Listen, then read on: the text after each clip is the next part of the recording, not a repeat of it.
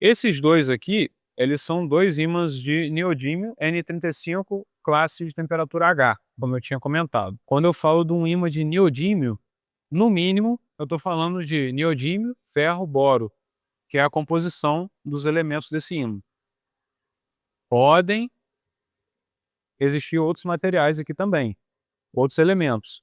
Nesse caso aqui, o que que tem além de neodímio, ferro, boro?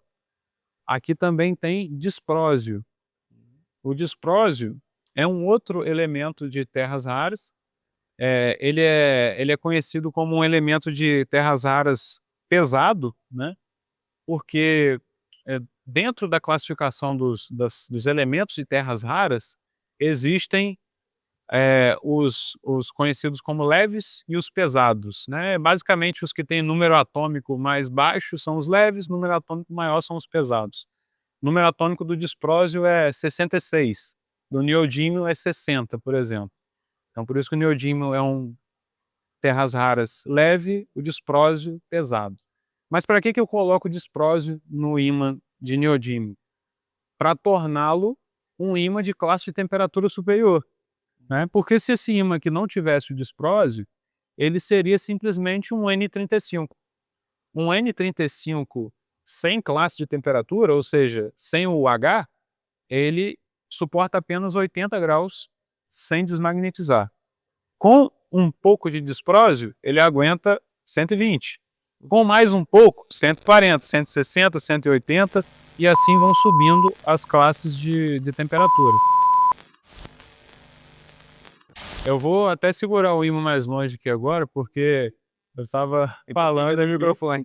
E o Gabriel me comunicou que estava interferindo no microfone, então teve um erro de gravação aí. Eu estava falando que o ímã, esse ímã aqui, ele tem um elemento de terras raras chamado disprósio, que é um elemento de terras raras pesado, o que permite que esse ímã seja usado em temperaturas maiores.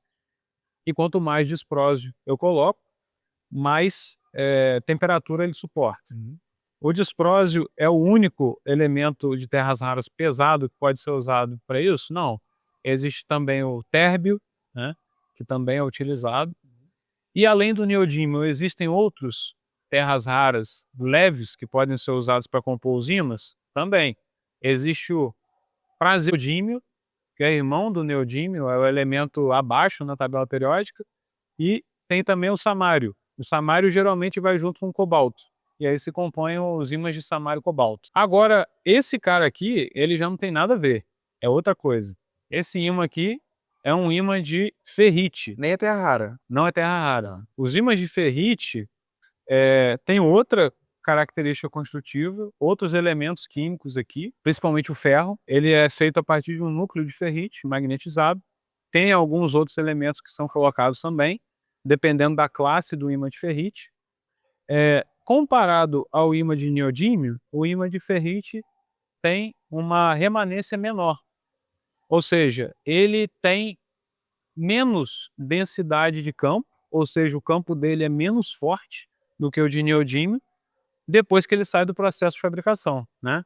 Então, o campo desse daqui é mais ou menos 3 vezes menor do que o campo do neodímio. Isso daí é algo que impede a utilização desse ímã aqui? Não, né? Você só vai ter que pensar melhor como que você vai usá-lo. Ele só tem desvantagem com relação ao neodímio? Não, também não. Ele tem várias vantagens. Por exemplo, esse ímã aqui de ferrite suporta naturalmente mais temperatura do que o de neodímio. Então eu posso fazer um projeto que o rotor tenha 200 graus, por exemplo, mais de 200 graus, e isso não vai afetar a magnetização do ímã. Existem outras características ainda. Por exemplo, uma muito relevante para motores ou geradores de alta rotação. Existe um tipo de perda no motor. O que é perda quando eu falo de perda no motor? Perda é aquilo que é aquela energia que eu desperdiço. É uma energia que entra no motor e que ela não é usada para produzir torque, para produzir movimento. Ela é dissipada em forma de calor, né? Como eu falei, Sim. o aquecimento dos fios é uma delas. Sim. Existem outras perdas. Uma outra perda que existe é a perda por correntes parasitas nos ímãs. Essa perda acontece por quê? Porque os campos que são gerados dentro do ímã ali, durante o movimento do motor, acabam gerando correntes elétricas. Essas correntes geram aquecimento no ímã. Essa corrente, ela vai acontecer mais em ímãs que são mais condutores elétricos. O caso do neodímio. O ferrite, ele já não é um bom condutor elétrico, ele é um mau condutor elétrico. Então, ele gera menos perdas de núcleo também.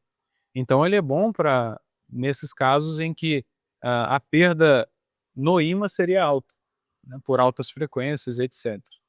Então, basicamente, essas são as diferenças entre esses ímãs aqui. Desse aqui, que é do M1, para esse outro, que é um outro projeto de motor nosso, é só tamanho, eles têm a mesma composição. Esse daqui já é uma outra composição totalmente diferente.